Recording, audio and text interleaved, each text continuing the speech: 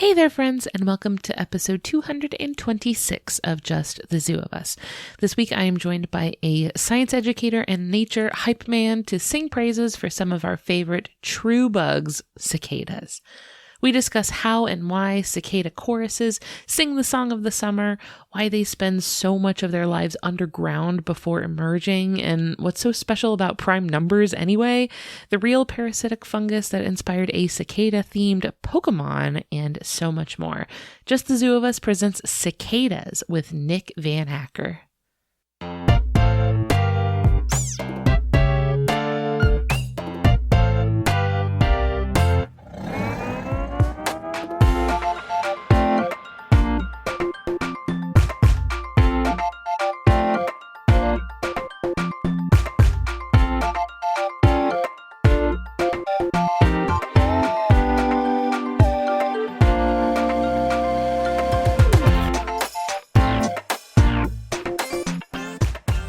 Hello, everybody. This is Ellen Weatherford. I'm here with your favorite animal review podcast, Just the Zoo of Us. I'm so excited this week to have a new friend. This is Nick VanAcker. Say hi, Nick. Hi, how are you doing? I'm so good. I'm so excited to talk to you. Nick, what are your pronouns? My pronouns are he, him. Nick, I'm so excited to talk to you. Before we talk about our little bug buddy, let's talk about Nick. Nick, you mentioned to me that you work in a museum educating people about the really cool critters that you work with there. Let our friends listening know what it is that you do with these cool little critters. Absolutely. So these cool little critters that you mentioned are children. I work at a children's museum. I haven't been working there for very long. I've been there for about the last year and a half now. But before I started working at a children's museum, I have been working in informal science education for about the last decade. So I've done all sorts of things with critters across the board, both animal critters and also human critters as well. Having kids of my own in my house, it is a critter wrangling position. It really is very similar. You got to wrangle some critters. Yeah, I worked at a zoo for a little while, and the parallels between cleaning up after animals and cleaning up after children. I have a son of my own, so I can say this. It's okay. But yeah, the parallels are a little uncanny sometimes. And sometimes very similar training regimens too, right? It's like offer a treat when a desired behavior is performed. Oh, absolutely. And figuring out enrichment to make sure that they don't destroy their exhibit is always providing enrichment in the enclosure. It's important. Yeah, no, exactly. And it's making sure they have enough to do or else they'll, just run around in circles. And that's a great behavior sometimes, depending on what you're trying to do, but just depends. Child management is great, but I also love, especially from working like in a museum with little guys, little critters, little animal friends. What does that look like for you?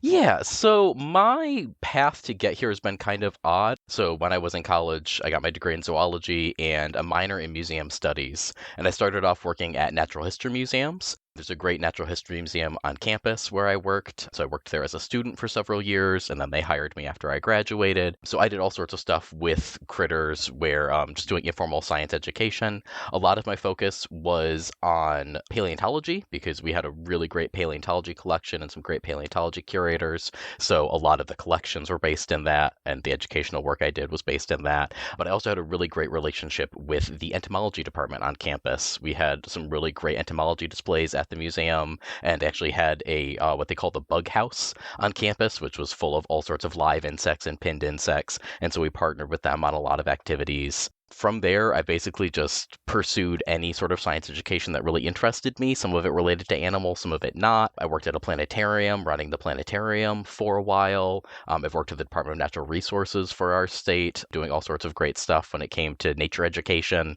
So there's been just a lot of parallel paths alongside animals that I've taken. I haven't done any direct study of any particular species, but I've done a lot of education related to a lot of different species and dove deep into some certain species over time. I love that. I love the branching a little bit into the bone zone, into the paleontology field. Yeah. You got bones and bugs. That's a good overlap. Like, I feel like there's a strong overlapping section in the Venn diagram between people who are into bugs and people who are into fossils. Oh, yeah. There's actually a lot of interesting things talking about our species of the day today, or maybe our genus of the day, depending on how deep we get into it. But there's a lot of interesting stuff that I was reading about the paleontology of cicadas specifically, which is really interesting and really cool and stuff I didn't know. People often forget about the cool arthropods and invertebrates in fossils. You know, like when you're talking about more like mainstream, like paleontology media and stuff, it's always about the big guys. It's always about the dinosaurs.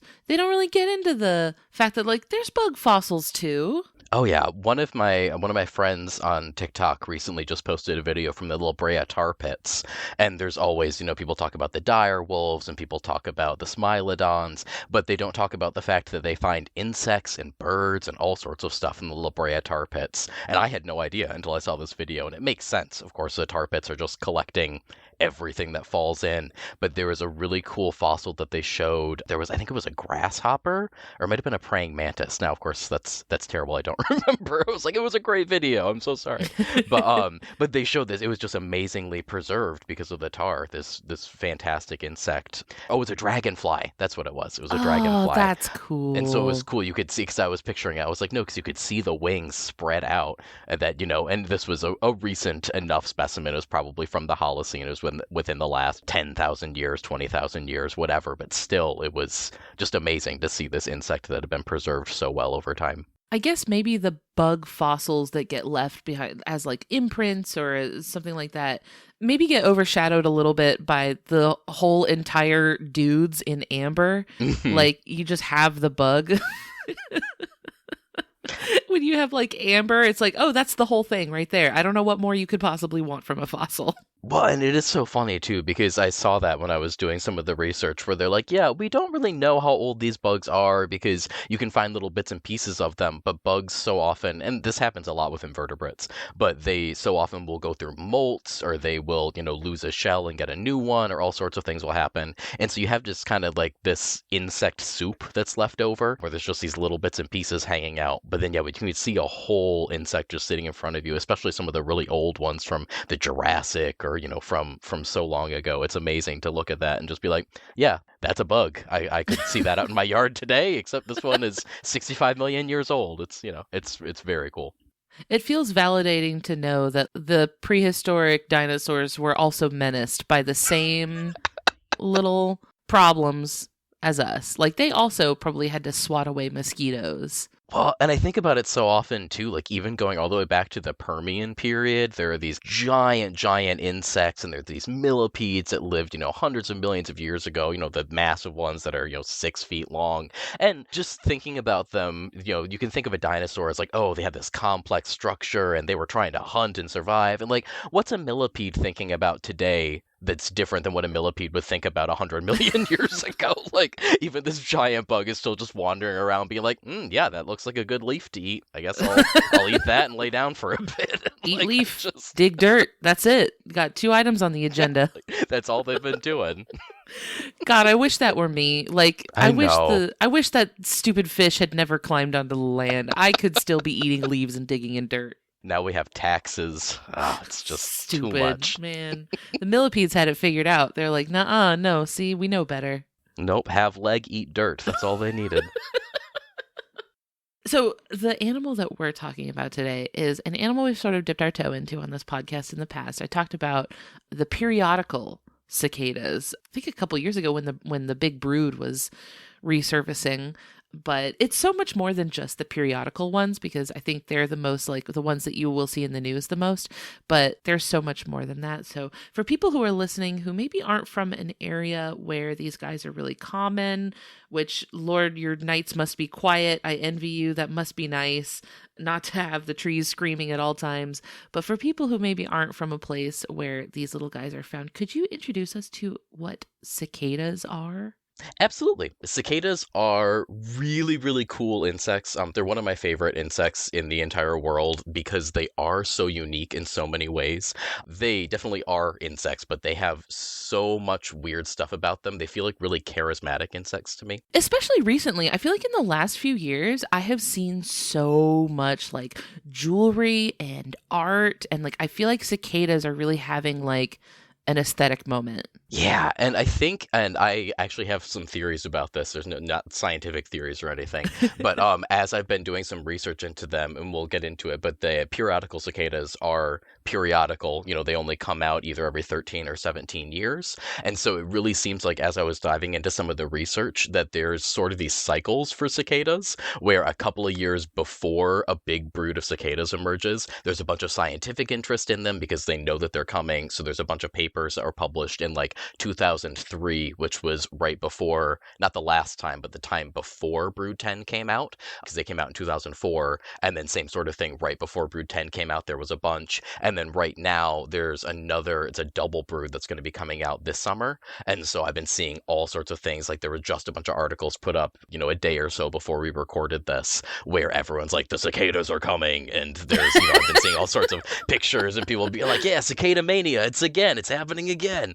And so I think it is just it's like when your favorite band is touring on concert and they're coming to your hometown and everyone starts selling their t-shirts and everyone starts being like, yeah, this is the best band in the world. We're going to see them. And yeah, I think it's just a lot of people get really excited right before they emerge, which is so cool and not something people really do with many bugs. So I love it. I think it's amazing. Yeah, that's true. They do get a lot more like positive hype than other bugs. Like I feel like with just about any other bug, like this massive emergence of giant swarms of them would not be welcomed with open arms. You'd be getting a lot of scare pieces. And I feel like pest control companies would be really having a moment with that. Like, here's why you need us to come spray your yard. But yeah, cicadas, people are like, no, we just like them. I think it's just there's the sheer number of them that people just kind of accept it's going to happen and then move to the excitement more than anything. They're like, literally billions of insects will emerge from the earth. There's nothing we can do about it. We might as well just roll with it and let them land on us and have a good time for a couple of weeks before they leave again. Just make peace with it. It's like a meteor shower. You could make a claim that you're like, oh, there's rocks raining down on the earth. We should all hide in our homes. Or we can be like, we could lay out on a blanket and have some fun. And yeah, people have a really positive attitude toward it, which is awesome. I feel like the vibes would be different if like billions of spiders were about to emerge from the ground. Well, I think that is part of it, too, is that cicadas don't do anything to us. They are part of a group that's called Hemiptera. They're the true bugs. And so all of these bugs have like these really sharp, piercing mouth parts. There's things like stink bugs and assassin bugs and aphids. And like some of these, will use their sharp, piercing mouth parts. They can bite into us. Bed bugs are part of this group, too. But cicadas just use them to eat trees. And they don't even really hurt the trees or plants. They'll hurt, young ones if a tree was just planted and then it gets overwhelmed with cicadas. Of course, that tree's going to have a bad time, but any mature tree isn't going to be affected by them. And so I think it is just a lot of, we leave you alone, you leave us alone. We just get to see a cool thing. It's like when in Florida, when all of the like hundreds and hundreds of manatees come into like the springs and stuff. Oh, yeah. You're like, yes, these guys are giant. And yes, there's hundreds of them, but they're not doing anything. Like, just let them be there. They're kind of cute. Just eating lettuce and hanging out. It's great. Just let them be there. It's fine. The cicadas, it's just little guys that are here. They're ready to scream. That's all. Yeah, they get to make some loud music for us. And then a couple months later, or I don't know how long it takes for them to be done with what it is that they're doing, but then they're gone. We don't have to deal with them anymore. Exactly. Some of them I've seen it's like a week maybe that they'll appear and then they'll disappear again for 17 years. So it's more of an event than anything else. Burn bright, burn fast. Mm-hmm. Scream loud. It's me going to a party once every like 10 years. Yes. And everyone says, Ellen! Everyone's so excited to see you, and then you can disappear back into the darkness. Show up one time, rarely, but be really loud when you're there.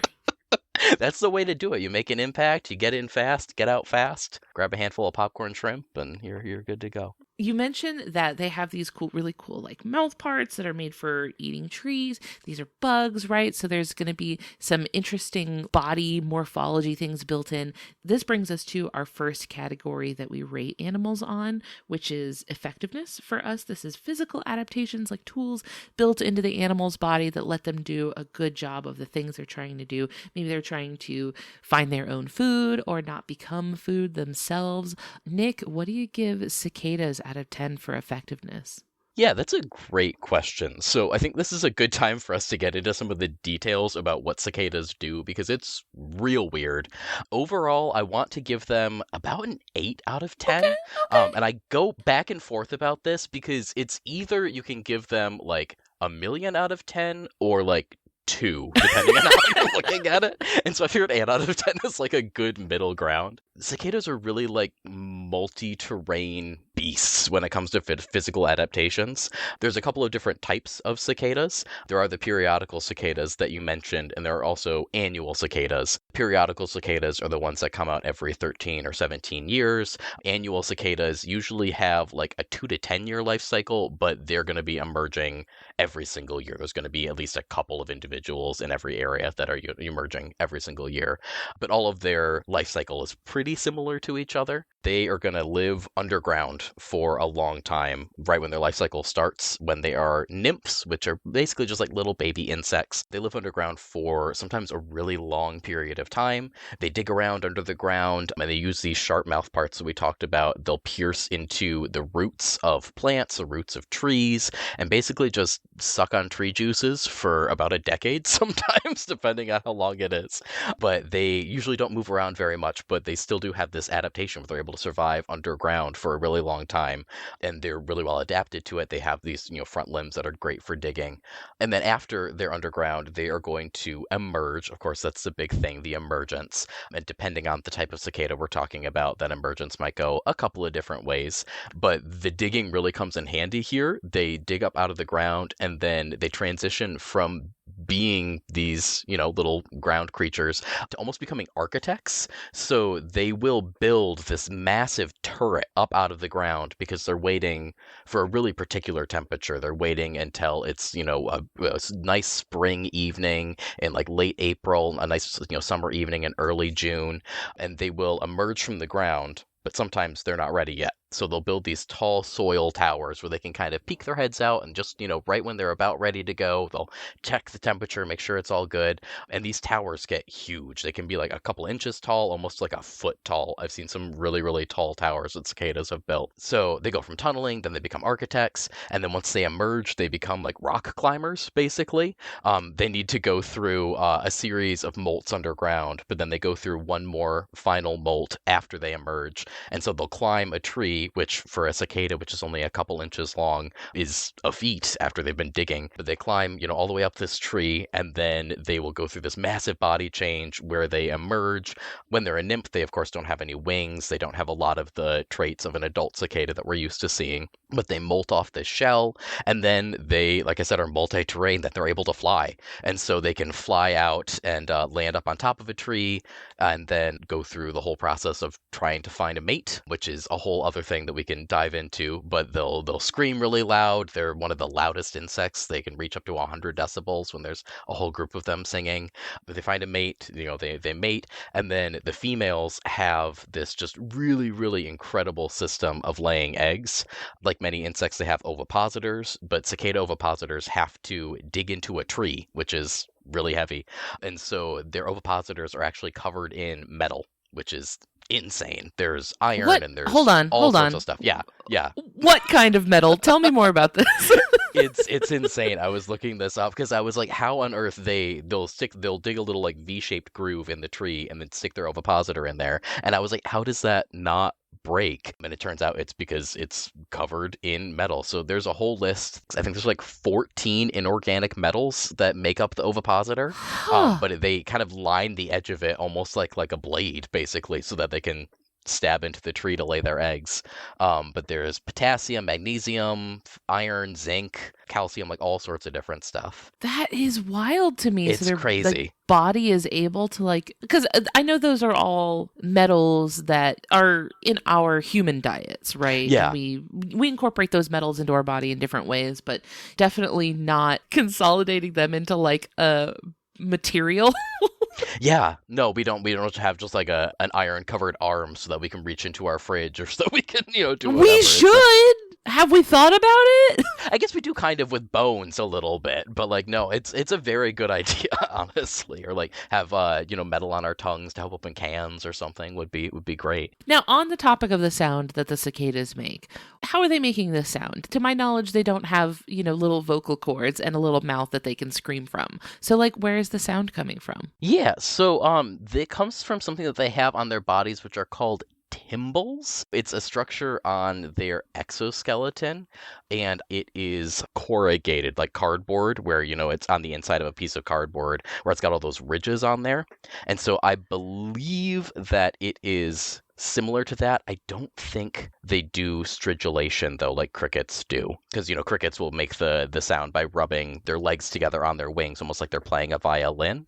And I think that it's different for cicadas. It's something where they use the timbals, but then it's almost like more like a drum, where they're able to vibrate it, if I remember right.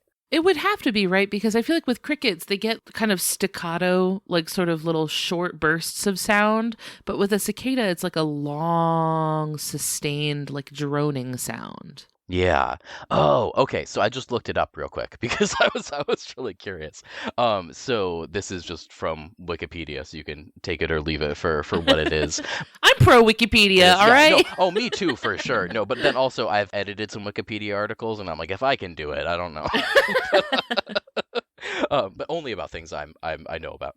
But yeah, it sounds like it is exactly what I thought that is. So they even use the word corrugated. Look at me. But yeah, they're corrugated on top of the timbals, and then there is a resonance chamber inside. So they vibrate these little structures on their exoskeleton, and it's almost like the way that a snare drum works, where when you hit it, it's got some resonance, and it creates that kind of sustained sound. That is so cool. And it is, you're not kidding, it is loud. It is like a very iconic sound of the American Southeast, where during the summer, that is just the soundtrack. It's going to be cicadas, not just like you mentioned earlier, there's not just the periodical ones. Like there are cicada populations that come out every single year.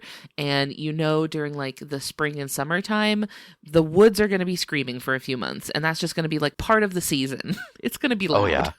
Well, and I remember growing up, before I knew what cicadas were, I just assumed it was the sound of summer. I thought that it was, you hear people talk about it, that I thought the sun maybe made the sound, or I thought the trees made it. Like, this is when I was very young, but I didn't know it was bugs. I heard the sound, and I was just like, yeah, that's the sound it makes when it gets hot during the summer. I don't know. I think I associated it with like, how sometimes when it's really, really hot surfaces will have the sort of like waves over them. Yeah, exactly. I thought it was just like part of that. Yeah, and I thought it was just, the sound that heat makes, and I'd be sitting out in the backyard, and I'm like, oh, yeah, must be warm out, because, there's all that screaming going on.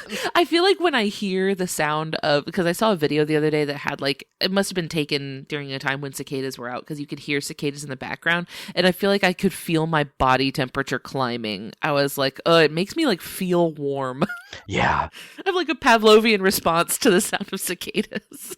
It's really interesting, too, because you're talking about there's the periodical and the annual, and they actually will go about it in different ways for when they're making sound. The reason that they make their sound is to try and attract a mate, right? So it's the males that are going to be producing the sound to try and attract a female. But for periodical cicadas, they have their emergences, like we said, once every 13, 17 years. And so they are coming all out at once. All the males will get together in one tree, and they'll all start singing together. They call it a chorus tree. And all the females in the whole area will hear that because all those males are singing together, and then they'll make a beeline for that tree and find a male that they like, and they go through a whole thing where they shake their wings at each other. It's very, very cute. But then with the annual cicadas, there's not as many of them emerging every year, so they still sing, but they have to be really careful about it, because if they're singing and they attract a predator, that's the end for them. Whereas if the periodical cicadas, where there's a billion of them, if they're singing, they attract a predator, there's going to be so many in each tree that, a couple will get eaten, but they're not going to be able to get the whole tree. So the periodical cicadas are super loud, and they're singing proud, and they don't really care. But the annual cicadas, they'll be singing, and then it's almost like a cricket or a grasshopper that, if you get too close to them, or if, a predator gets too close to them, then they quiet down for a little bit. I actually read a really interesting thing too when I was looking this up about their singing. I learned that there's over 3,200 species of cicada, so this isn't true for all of them, but there are several species that are actually able to regulate their body temperature to allow them to keep singing for longer, which I thought was insane because insects don't do that. That's true dedication. Yeah, it was nonsense. And so they were talking about there's certain cicadas that if it's too hot for them, obviously they're not comfortable, so they won't be singing, but they're actually able to sweat, which is crazy. They're able to drink the sap from trees and then extrude it out through their exoskeleton and use evaporative cooling. Whoa. Just the same way that we do when we sweat. And so they're able to cool their bodies down, and then they can keep singing, keep doing what they're trying to do. And then there are other insects, there's other cicadas that are able to increase their body temperature up to 40 degrees higher than the ambient temperature for the exact same reasons. They can keep singing into the evening, which was, it was nuts. It was insane. I had no idea. The commitment to the bit, like the show must go on. We're not letting a little freeze stop us. This is the most like theater kid energy from these cicadas. It really is. They're like, I need to do this. It is my moment. I've been underground for 17 years and finally I have a stage. The show must go on. The spotlight is mine. I will stop at nothing. I don't care if biology tells me I'm an invertebrate and I shouldn't be doing this. I'm going to find a way anyway. Life finds a way. Yeah. When we first got into effectiveness, you mentioned that there were some cases in which you could argue giving cicadas a 2. Yeah. Why are we roasting cicadas? So there's so many good things about them, right? They're, like I said, they're all-terrain vehicles. They have so many great adaptations. But when you look at an individual cicada and you start looking at the individual physical attributes of them, they're not very good at being alive, if I'm honest. And I think this is true for even things like behavior. When we talk about that, like they're amazing insects as a whole, but on the individual level, they really, especially periodical cicadas, they really just exist to be eaten. Kind of the whole point of it is that they're going to be throwing all of the cicadas all out at once, and it's sort of a you can't get all of us mentality. But on the individual level, you can get that one. Some of you may die, but that's a sacrifice I'm willing to make. It's a sacrifice we need to make for the whole population.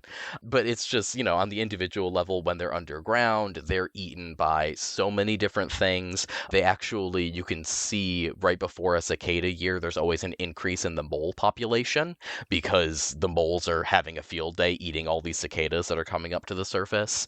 Oh, that's so funny. Yeah, and once they emerge, they're eaten by almost everything. I have a list of all of their predators here, but it's literally like basically anything that you could think might eat a cicada absolutely will eat a cicada. It's birds and reptiles and amphibians and dogs and cats are like huge predators for them. Small mammals, large mammals, like it's literally everything. Have you seen videos? There's more than one out there because it happens all the time, and every single time it's fantastic. Of videos of a dog with a cicada in its mouth. Have you seen? Oh, yes, I have seen that as buzzing. It's always this dog that it's clearly a dog with like nary a brain cell to be seen. This dog already didn't know what it was doing. It was already getting a little ambitious, and it has caught a cicada, and the dog is holding the cicada, and the cicada is still singing. It's still going. It's just buzzing inside the dog's mouth, which is very funny to me when you mention that the singing is for the purpose of finding a mate, because this feels like now you're dragging someone else down with you. Yeah, and he's just like, well, I have my last hurrah before I go. Might as well try again. It's like, is anyone interested in joining me in this dog's mouth? Like, sir, you're being eaten. I'm flicking my wings very nicely if you would like to come join me. It's real warm in here.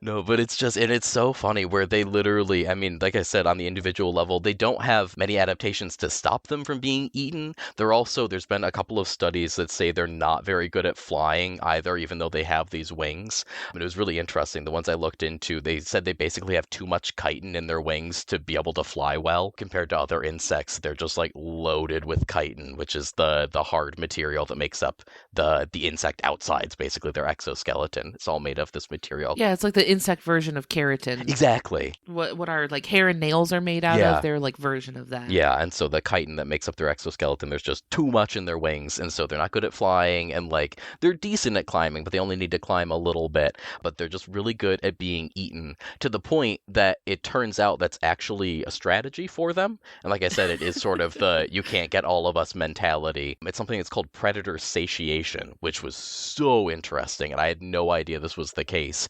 But basically the idea is they all emerge at once, and then the predators have a field day. They eat all the cicadas they can, but after about a week, you don't want to eat any more cicadas. You've been eating cicadas for a week. You're going to start looking for other prey. And it's kind of the same thing I think of as like Thanksgiving leftovers, that you have Thanksgiving, you have the big meal, and then you have leftovers for days and days and days. And eventually you might still have turkey in the fridge, but you don't want to eat turkey anymore. You're done with turkey. And it's the same thing with, dogs and cicadas, or squirrels and cicadas, or, whatever reptile happens to be in the area. They fill up on cicadas, and then they say, bro, I'm done. Now there's still a billion of you. Have a great time. I'm going to go eat something else. And so it's the weird thing where like they should have a low score because they get eaten so often, but also it's very smart. And that's more behavior than physical adaptation, I suppose. But it's definitely an adaptation, which I think is it's a silly thing. that It's something. I'm adapted to be eaten so that my friends can survive. But it's very, very interesting. Hey there, we're going to take a quick break to hear from a couple of our friends on the Maximum Fun Network. When we get back, we are rating ingenuity and aesthetics for cicadas, so stay with us.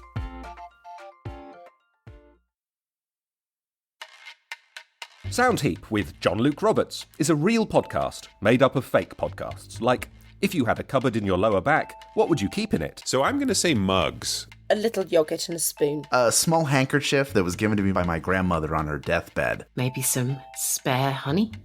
I'd keep batteries in it. I'd pretend to be a toy. If I had a cupboard in my lower back, I'd probably fill it with spines. If you had a cupboard in your lower back, what would you keep in it? Doesn't exist. We made it up for Sound Heap with John Luke Roberts, an award-winning comedy podcast from Maximum Fun, made up of hundreds of stupid podcasts. Listen and subscribe to Sound Heap with John Luke Roberts now.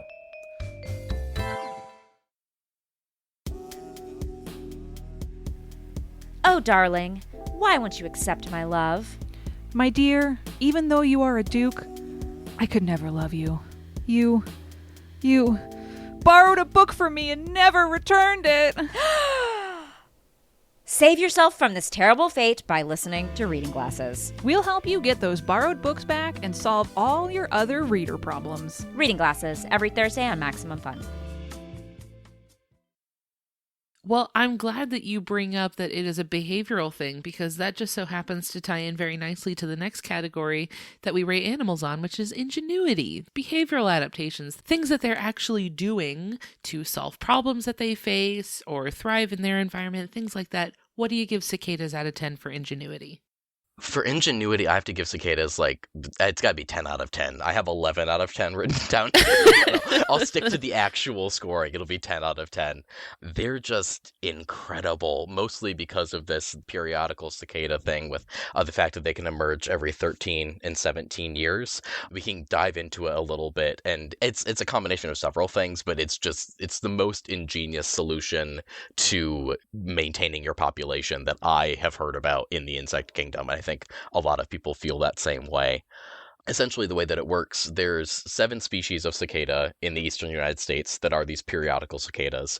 Some of them emerge every 13 years, and some of them emerge every 17 years. But there's really specific reasons for that number, and that's because they are prime numbers. And I don't know how much you know about prime numbers. I'm not good at math, but I do like prime numbers.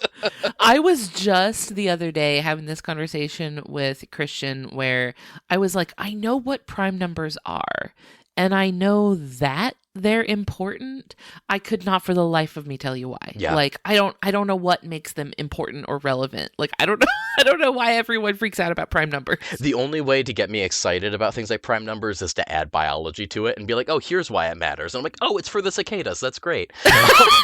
It's the magical cicada number. This is a little tangent as well, but when I was in college, you could take a class, you could take either regular statistics to get your degree, or you could take statistics for biology majors.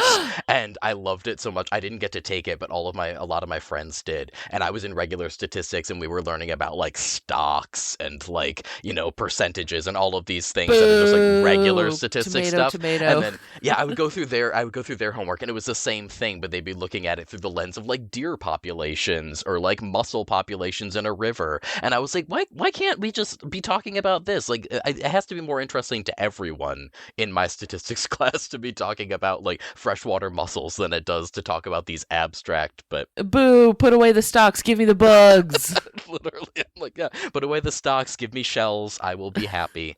But anyway, with these prime numbers, so a prime number is just a number that cannot be divided by anything smaller than itself. So like if we had the number 6, it is divisible by the numbers 2 and 3 and 1 and 6. So if you were to try and divide, 6 by 2, you're going to get 3. You divide 6 by 3, you're going to get 2. But looking at these numbers, if you take the number 13, it can't be divided by anything other than the numbers 1 and 13. And that might be a little hard to understand, but it makes more sense to me when you think about it in terms of life cycles for cicadas. So if you have a predator and say that it reproduces every 2 years. There's 1 year where it's gathering up all sorts of nutrients. We got a little squirrel. He's gathering all of his nuts. He does that for 1 year. And then the next year he says, cool, I've had enough nuts to eat. I'm going to have a baby this year. And they do that, more or less every 2 years. There's going to be a little burst in population for predators, for those squirrels, every 2 years or so when they all decide it's time to have a baby. With cicadas, they are going to be emerging every 13 years, which means that, they're going to be reproducing, they're going to have their babies every 13 years going forward into the future. And so the interesting thing, if you compare that to the squirrels, is that the squirrels are going to have babies on year 2, year 4, year 6, year 8, year 10, year 12, and year 14. But they won't have any babies on year 13. And that's when all the cicadas come out. And so the cicadas basically are gaming the system and trying to figure out, not really, they don't understand that, but the adaptation allows them to game the system against any predators that have any sort of normal breeding cycle, where if they come out on prime numbered years, it's not going to line up with anything, and the predators essentially can't predict when they're coming out because it's such an odd system, such an odd number of years. So that's one reason, which is really, really cool. It means that they can't line up with predators. But the other reason means that they can't line up with each other, which is amazing. So they can't compete with other cicadas. If there's some groups that come out every 13 years or some groups that come out every 17 years, they're only going to line up once every 200 something years, because they'll only actually line up when you do 13 times 17, which is, I think it's 221. So, every 221 years, you get the 13 and 17 years coming out at the same time. But otherwise, it's just all staggered. So each group of cicadas is able to survive successfully and not compete with anybody else and not attract a large group of predators. And it's amazing that a group of bugs who realistically do not have that many brain cells are able to get to this point. And it's all through adaptation, and it's all through basically trial and error until, it gets to this point in evolution where they come out, every 17 or 13 years. But it's absolutely incredible to me, and it's the most ingenious thing that I've seen. Yeah, that's really fascinating, because I guess the ecosystem couldn't handle all of the cicadas coming out at once. Like, that's too many. We don't have enough trees. Yeah, no, exactly. And it would just be, they would all perish immediately. They all came out. They'd overwhelm all the trees and everything. And it's been really interesting. I dug into just some of the reasons that how they got to the point that they got. And the idea is that the entire eastern United States was covered in glaciers. The glaciers moved away. And then at some point, there probably was a group of cicadas in the eastern United States that all came out at the exact same time. But of course, that's going to cause competition. That's going to cause these... They were like, we can't keep doing this, you guys. Exactly. They're like, we got to figure out something else. Something's got to change.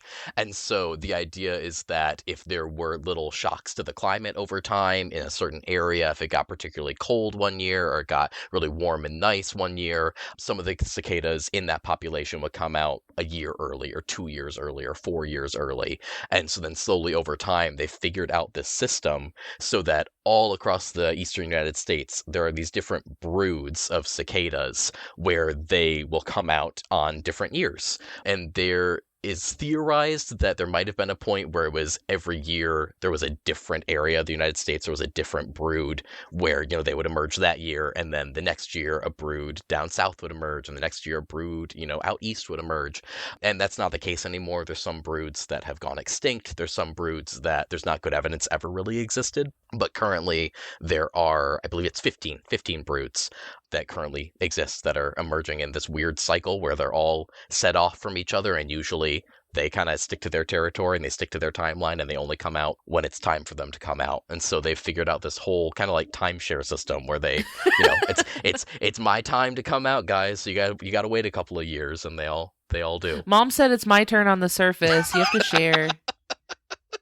Mom said it's my turn to scream. I wish I could get my kids to agree on a turn-based screaming cycle. It's my turn with the screaming stick, Mom. I do need to implement some sort of screaming device. Like, as long as you're holding this, you can scream. You just got to make a really nice, like, soundproof, like one of those recording studios. It's a soundproof box. And then you're like, yep, this is the screaming box. When it's your turn, you get to go in and play. It's great. You get to scream as loud as you want. We could go full cicada, and I could tell them they could scream as much as they want in 13 years. But tell you what, when that 13 years comes around, you might pay for that.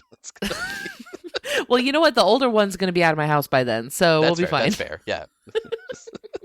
It's going to come back and just be like, Mom, it's time. Oh, no. The moles are surfacing. This is not good. You mentioned earlier that there's some interesting, like, fossil record or some interesting paleontology beyond, like, the history of cicadas. Was there anything in that really jumped out at you that really, like, caught your eye? Yeah, so the interesting thing for me about the paleontology of cicadas is just that it really reveals how much we don't know about them. One of the cool things that I've been seeing in all of the papers that I've been reading is that there's these researchers that get really excited anytime there's a big emergence of one of these cicada broods because they finally get a chance to study them. The rest of the time we know that they're there, but it's really hard to know exactly where to look for cicadas underground. And of course, I'm not a cicada scientist. I'm sure that there are methods that they have. They know there's going to be particular areas to find them, but it's hard to study any organism that's been 17 years underground. Yeah, also you mentioned that like they're larvae that whole time. Like you're not even going to get to see them in their adult form until it's like the right window of time for them. They're in their adult form for like 2 weeks usually, or maybe up to a month. And so it's a very, very specific study cycle. And I've read about cicada scientists that literally will just travel the country, and every summer will be in a different area. Their study site is a different area of the country because that's where that brood is emerging that year. And so they just have kind of this like cyclical study pattern where they follow the cicadas and they go around and see them all. I wonder if this, like, I'm veering away from the paleontology thing real quick just to follow this little train of thought where my brain went. But I wonder if this sort of like seclusion between broods, like, they're the same species, but like this whole population only comes out at this time and they don't cross paths with the other population. I wonder if that's the sort of thing where like over time isolates them from each other enough that you could see them adapt in different ways. You and I have such similar brains, because that's exactly what I was wondering about. So I looked into this because that's exactly the thought that I had. As I said, these individual populations are on separate cycles, and we know that's how evolution works, right? That if a population is separated from another population over time, there's going to be genetic differences that occur over time, and eventually that usually leads to speciation, right? So that was my thought, is that maybe every brood is a different species, like that somehow that works out. And it turns out that that's not how it works at all. And that was super weird to me. So it turns out that each brood has different species of cicada within it. And so the broods aren't separated out by species. They actually contain multiple different species. And it just happens that these multiple species live in the same area. And so they all emerge at the same time and will mate with only members of their own species, which makes sense there. But then looking at, over time, you would think eventually they're separated out by time. These individual 7 species are going to start to diverge. And that is the going theory for it, but they don't have enough information yet to fully know that that's how it works. There was a paper that I was reading about one of the more recently discovered species.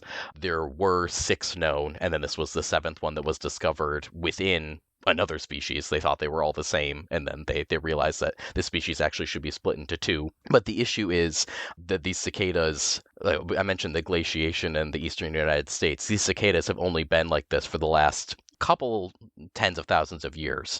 So there's not a great fossil record for cicadas specifically in the eastern United States, looking at, how different species have evolved. There's not great written records in terms of looking at like species to species. A lot of this was within the last 100 years that these species were described. There are written records talking about, this was the cicada year in 1633. All these cicadas came out and it was crazy and everyone was really upset about all these giant bugs that came. But they weren't studying, the species specifically. I guess in the 1600s, that would have been like, this is a Bible plague. Oh, for sure. This is the devil. I have a written account. It was William Bradford, who was the governor of the Plymouth colony, and that's where I got 1633 from specifically. It was basically one of their first years here. They'd only been here for a little bit. They got here, I think, in 1620, and they've been here for 13 years. And then he was talking to the Native Americans in the area, and the Native Americans, of course, had been here for so long before the white colonists had come. And so they basically sidled up to the white colonists of the Plymouth colony, and they were like, hey, just so you're aware, there's going to be a bunch of bugs coming. It's going to get real loud here in a minute, so just be prepared for that. And so the quote from him says, "It is to be observed that the spring before this sickness," because there was a sickness among the colony and the neighboring Native Americans, but it's to be observed that the spring before this sickness, there was a numerous company of flies, which were like for bigness unto wasps or bumblebees. They came out of little holes in the ground, and did eat up the green things, and made such a constant yelling noise as made the woods ring of them, and ready to deafen the hearers. They were not any seen or heard by the English in this country before this time, but the Indians told them that sickness would follow, and so it did. Very hot. Very hot. Very also, hot. as a side note, it's so hot. And I love it so much that it was clear the Native Americans were like, hey, you guys aren't ready for this yet. Like so many things. And they're like, you guys are going to hate this. I'm so sorry. You're going to hate this so much. It is really interesting, though, because I don't know specifically about, I remember reading about the colony as well, but Native Americans would use it as a food source. They used the cicadas as a food source because they were able to track the numbers and they knew when the cicadas were coming and were able to depend on them, which was really interesting to me. And so it might even been a moment of, the Plymouth colony was not doing great at that time. So they might have said, hey, these cicadas are coming. They are pretty good to eat if you'd like to. But that's free protein. Yeah, honestly, it's free. It's free. What you gonna do? Just munch on them. Yeah, you can't farm, so. With the paleontology, we were talking just about the fossil record for them. So there is not a great fossil record, as far as I know, in the United States because the glaciers came down and scraped all the rocks away. And so you can't see immediately how these populations formed. But they did, like I said, discover that new 7th species of cicada. And it was a very complicated paper to read through, so I won't go through the entire thing right now. But basically the idea is that is how that population emerged, was through these broods. And that this 7th species is as a result of, they called it, what was it? It was like temporal separation or something along those lines. That because these populations hadn't bred together for so long, they were separated and then they started to become different species. It is so philosophically fascinating to me to think that they share a space. They're in the same place at the same time. Yeah. And they just don't cross paths. Yeah, well, and that's the thing, even this year is going to be a double brood year. So it's broods 13 and 19 are going to be emerging this year at the same time. Brood 13, which the brood names are so confusing, we might be able to get into that, but brood 13 is a 17-year cicada and brood 19 is a 13-year cicada. But because they're these separate times, they're emerging in different periods, the last time that these 2 groups emerged at the same time was 1803, which is 221 years ago. And it's so insane to me. Obviously, it's different cicadas. It's not as if they're coming out and be like, oh, I haven't seen you in 221 years. But like, they have no idea that there's this whole other population of cicadas that occupy some of the same territory that they do. They both come out of the ground and see each other. They're like, ah, who are you? My parents didn't tell you about me. I'm like, what's going on? Who are you? But... You don't go here. Why are you here? It's just like, this is my tree. This is where I was supposed to go. But I feel like it's like the premise for a Pixar movie where it's just like there's someone new in the neighborhood and they look like you, but they're also a little different. And it actually reminds me so much of this episode of this show on Cartoon Network called Craig of the Creek, which is an incredibly adorable little show that I love to bits. And in this show, the like main character group of kids come across like things left behind by this other kid who they know comes to the same creek that they play at, but is never there at the same time as them. And they assume that means it's because she's like from a different dimension, like from a different universe. Eventually it's revealed that she's just homeschooled. So she comes to the creek while the kids are at school. But they're never there at the same time, so they communicate like by like leaving notes to each other, and they think that they're like time traveling. So it's like the lake house, but with a creek. They just never see each other, so they, being kids, naturally they assume they're like, must be from a different universe. Must be. That's the only possible explanation for it. That's what the cicadas remind me of, though. Like, just never crossing paths, have no idea that there's so many more out there like you in the same space as you that you just don't see. I love it. I feel like, honestly, we should go tell them. We should prepare them before it happens. Someone needs to go to Illinois and just be like, hey, just so you guys are aware, there is going to be another group coming out. You can do this. You can be together. You did it once before in the past. We're pretty sure. So you should be okay. Do they seem to like be chill with each other when that happens? Or are they like, absolutely not? As far as I can tell, yeah. There was a lot of things I read about speciation for cicadas that a lot of times, one of the ways that you can tell species, it's similar to birds, where even they look superficially really similar. Another way that species will form is through different calls. So they have literally just like different hertz, different levels of sound, the different pitches that they're singing. And so it's sort of almost like a similar thing with like fireflies, I think, too, where they will flash different lights for different species. And so they might know that the other ones are around, but they say, oh, that's that population over there. I'm not interested in that. So they don't, I don't think interact very much, probably, other than there might be a little bit of scuffles over the best tree or something. But no, this one's for brood 13. No, go away. Maybe that's what we need to do. We need to set out distinct boundaries for them all and be like, yes, we're checking in brood 13 here at this tree. Excellent. Can I see your reservation, please, sir? I'm so sorry, you're going to need a photo ID. Oh, you're only 13. No, we can't let you in. Okay. You should have gotten an email. Do you have a QR code I can scan, perhaps? We could really bring the cicadas up to this century, I think. I think that's really what's needed. They need some more organization. Like we mentioned earlier, like when these emergences happen, a lot of times you see cicadas depicted a lot more in art. I've been seeing them in jewelry a lot. Yeah. Also, like they leave behind these, you mentioned that they go through a lot of molts during their life cycle, which leaves behind these like ghostly looking husk, like the empty shells behind, which I know people collect and use as part of art and stuff like that. So this brings us to our final category we rate animals on, which is aesthetics. Just how nice this animal is to look at. I could see with it being a bug. Depending on how you feel about bugs, you could go either way on this. But what do you give cicadas out of 10 for aesthetics? So I personally give cicadas 10 out of 10 for aesthetics. I absolutely love them. I think they are so cute. It's funny that you mentioned the molts. I actually have a box next to me that is full of all of my cicada molts and a few of my preserved cicadas, because I'm always very Miss Frizzle about any sort of a science topic that I'm talking about. I have a lot of different like themed shirts and things that I'll wear for different presentations, but anytime I can have a prop, I love a good prop. And so I've just been playing with one of the cicada molts right here. And like looking at the little nymph stage, they've just got these tiny little glassy eyes and like just these tiny little claws out front, and they're adorable.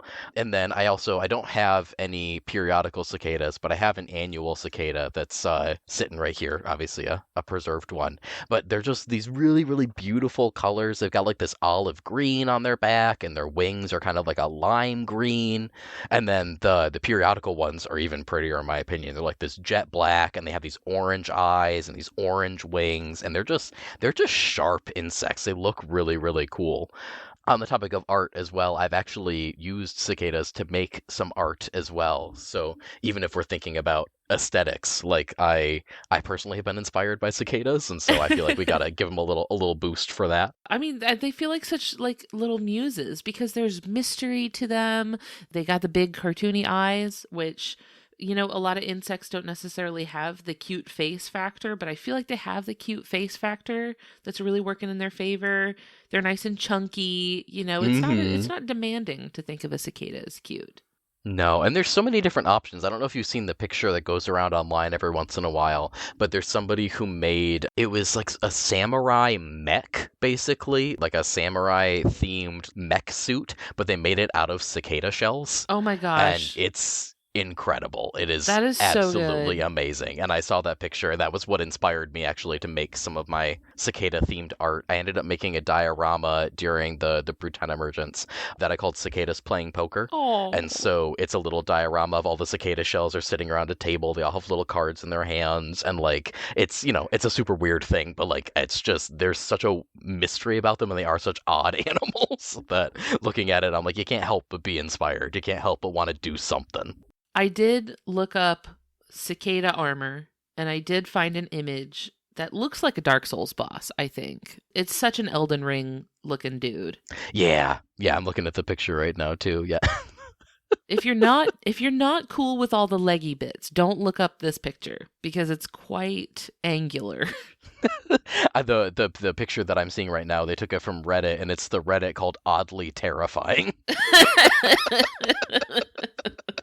It kind of gives you that feeling where you're like, ick, but then for a minute you're like, but it's kind of cool. Yeah, but it'd be a very cool character in a video game or something. Like it gives you, all sorts of inspiration. Well, Pokemon liked cicadas so much they did them twice. Yeah, it's true. They did 2 different cicada lines. You got the Paris line, which is I always thought was crabs, but it's not. It's cicadas. Is it? I didn't realize that. Yeah, the Paris and parasect, apparently they're based on a fungus that can grow on cicadas. That's what I was just wondering. Yeah, because they've got those mushrooms growing on them, and we can talk about that fungus if you want to. Oh, really? It's a little intense, but it's pretty cool. It's probably the basis for what the Pokémon is based on. Yeah, which is insane because it's a very intense fungus. So I think it's funny that a children's character, effectively a children's cartoon character, is based off of this fungus. Does this hurt the cicada? Well, it should, but it doesn't. Oh, really? Yeah. So it's a fungus that's called Massospora cicadinea. There's a lot of stuff that can't infect cicadas. As a little tangent, their wings are antimicrobial, which is super weird. They have these little structures that a lot of insect wings actually have, it turns out, because if a cicada were to get a bacterial infection, bacteria don't weigh much to us, but they weigh a lot to a bug. And so if there's bacteria growing all over the cicada, it's hard for it to fly, it's hard for it to move. So their wings have these like little stabby structures that hit the bacteria, and the bacteria will break open and then just like basically get brushed off the wing. So it's hard to infect a cicada with a lot of stuff, but not with this fungus. This is just a quick content warning. The next part of this discussion is a little bit graphic. It includes a description of the damage that this parasitic fungus causes to the cicada's body, as well as references to psychedelic compounds. So if you would rather not hear this part, please fast forward 3 minutes and 45 seconds. Thank you. It goes like right alongside with their life cycle. So when they emerge out of the soil, they'll get hit with some of these spores from this fungus, and the fungus will hang out inside the cicada for a little bit. But once they go through that final molt and they start to, like fly around being adult cicadas, it starts growing inside of the cicada.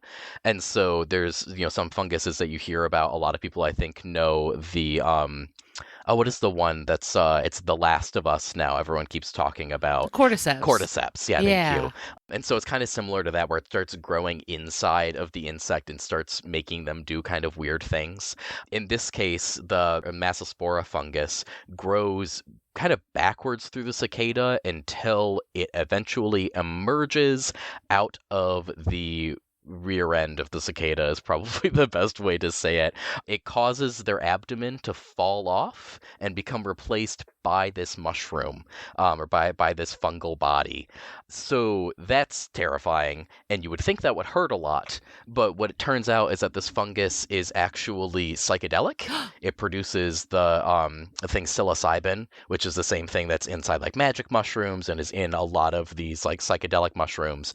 And so the theory is it produces this to basically stop the cicada from freaking out and stop the cicada from feeling a lot of pain. So the cicadas are flying around with a mushroom for a rear end, just not feeling a thing in the world, looking at all the pretty colors. Well, they're feeling something, but maybe not They're feeling something. maybe not their abdomen falling off. So that's very weird to start off with, but then it gets even weirder than that because it also makes them very, very interested in finding mates because, of course, this fungus wants to spread. And so these cicadas have all sorts of interesting behaviors when they're infected with this fungus that other cicadas don't have. We talked a little bit about when cicadas are trying to find a mate, they'll shake their wings and they'll, try and attract cicadas of the opposite sex so that they can create offspring. But the way that this works for the cicadas, of course, a fungus doesn't care who you're attracting. And so male cicadas will try and attract other male cicadas. Female cicadas will try and attract other female cicadas. It's all fair game. It's all fair game because the fungus is just trying to find any cicada it can. And so eventually the two cicadas will end up trying to mate, and the fungus will release its spores onto the uninfected cicada. And then that uninfected cicada, as the fungus grows on it, that uninfected cicada will start flying around and, just doing cicada things, but it'll drop spores all over the ground. And then the next time that the cicadas emerge, they get infected by those spores again. And there was a researcher, this was just during the Brood 10 emergence, that this was really studied effectively, so just the last couple of years. But the researcher referred to them as flying salt shakers of death because they were, they have these little things on their rear ends that they're shaking and they're dropping all these spores everywhere and causing mass cicada destruction basically with their fungus. But it's an incredible relationship. There's a really great picture on Wikipedia that you can look through that shows the entire life cycle of this fungus, and mostly I love it because there's like 30 cicadas in it to show all these complicated relationships between how it all goes. But it's a fascinating life cycle. It's absolutely bonkers. Right, because the fungus would kind of rely on the cicada for its life cycle. Yeah, oh, absolutely. And I love it too then, especially that there's a Pokemon based off of that. Yeah, so I think the idea with Paris and Parasect is that, it starts off as just a pretty benign little like cicada dude with just a couple of little mushrooms growing on its back. But by the time it evolves, its entire, on Parasect, it's like the top half of its body, but it's basically, like you mentioned, like the whole abdomen is replaced by this giant fungus. Oh my goodness. And its eyes go white. Yeah, its eyes. I'm looking at pictures of it right now. Yeah, which, I mean, like in anime and stuff, like eyes with no pupils are often used to like suggest like possession or like, yeah, like an emptiness to it, which is cool. It's like implies that it's been like overtaken by this fungus. And this little guy's just waving. I'm looking at a picture of Parasect just like happily waving. Just being like, yeah, no, I'm fine. Don't worry about me. It's wild that they came out with that in the first generation of Pokemon. They were like right out of the gate. That's like Cubone level of just like sad. That was the first impression. They were like, yeah, we're putting our best foot forward. We should do? You know what's really cool? Although I guess Pokemon was all based in like bug collecting, wasn't it? In Japan, that was the idea. Yeah, the creator Satoshi Tajiri was like a bug collector in his childhood. That makes sense. And so he like had this like inspiration. So you can see so many little like inclusions of bug nerd throughout. Oh man. And then there's another wave in Gen 3. You've got Nincada, which evolves into two different Pokemon, which is really, really cool. It evolves into Ninjask, which is like a regular flighted cicada, or Shedinja, which is a ghost type, and it's like the husk of the cicada that's left behind after. That's so cool. And I'm looking at pictures of Nincada right now too, and they look exactly like the nymph, and then the molt in the final adult form. That's so interesting. It's so cool. I love that. I love any sort of opportunity to talk about like cool ecology inspirations in Pokemon, and you could tell they were having fun with cicadas. Oh yeah, they were really just like, what weird nature things can we adapt? Oh, I love that. Well, Nick, I have learned a lot There were a lot of things I didn't expect to learn that I learned anyway. We've had a delightful time here learning about cicadas. Before we wrap up for today, I would love it if you could let our friends listening know where they can go from here. Do you have any projects that you're working on right now? Places where you want people to find you on social media or anything like that? Where can people go next? Yeah, absolutely. So the main place I am on social media is on TikTok, and that's just at Nick_VanAcker. I will warn you that some of the things that I create are a little more, I don't want to say adult-oriented, but basically I like to talk about just funny and weird science, and a lot of time that stuff is things like the cicada fungus that we were talking about. So there's just all sorts of different stuff, but I just like to create little comedy videos on there. And that's the main place that I am publicly. Like I said, I do work at a children's museum, but I prefer that you don't follow me there because that's where I work. That'd be a little odd, but if you happen to run into me, that would be amazing. And of course, I'd love to say hello. But yeah, it's mainly it. A lot of the projects that I work on are just my little videos, but sometimes I'll post about different things if I'm working on books or if I'm working on exhibits or I do some consulting work for different projects. And I'm always a big fan of sharing the cool things that we're doing in the science world. The memes are so good, you guys. The memes are so good. Thank you. Because that's where I found you from, is from memes on TikTok. And I was like, this is spectacular. I love a good eco meme. And as do I. And I felt like there weren't enough of them. And luckily we're not at that point anymore. I feel like there's a lot of really great eco meme creators on TikTok right now. And so it's mostly me just being on there and saying, oh man, I wish I thought of that. That's hilarious. It's a thriving ecosystem of creators out there. Absolutely. Well, Nick, it's been a delight. Thank you so much for sharing your knowledge and your love of the insect world with us. We will talk to you later. Bye. Bye. Thank you so much for listening. I hope that the cicada has burrowed deep into your heart where it will quietly spend the next 13 or 17 years. If you liked what you heard, I hope you leave behind some kind words for us in a review on your podcast app of choice, like Highly Pleased, who said on Apple Podcasts, I grew up loving animals, and this has been a beautiful channel to nourish that love and continue to learn about all animals, great and small. This wholesome podcast is thoughtful and hilarious as they navigate rating each animal. In addition to the animal facts, they add little sprinkles of geek culture, which I personally enjoy as a Pokémon fanatic. Thank you for all you do, and I look forward to listening to many more episodes. Thank you for the high praises. That really means a lot to us, and I really hope that you enjoyed all the Pokémon talk in this episode. If you want to hang out with us online, we're on Facebook, Instagram, Discord, TikTok. Links to everything will be in the episode description. You can also send me an email at ellen@justthezooofus.com if you have a cool animal you'd like to hear us talk about on the show. We'd like to thank Maximum Fun for having us on their network alongside their other amazing shows like the ones that you heard promos for here today. You can check those out and learn more about the network and how you can be a part of supporting our show over at MaximumFun.org. Finally, we would like to thank Louis Zong for our theme music. That's all for today. We'll see you next week. Thanks. Bye.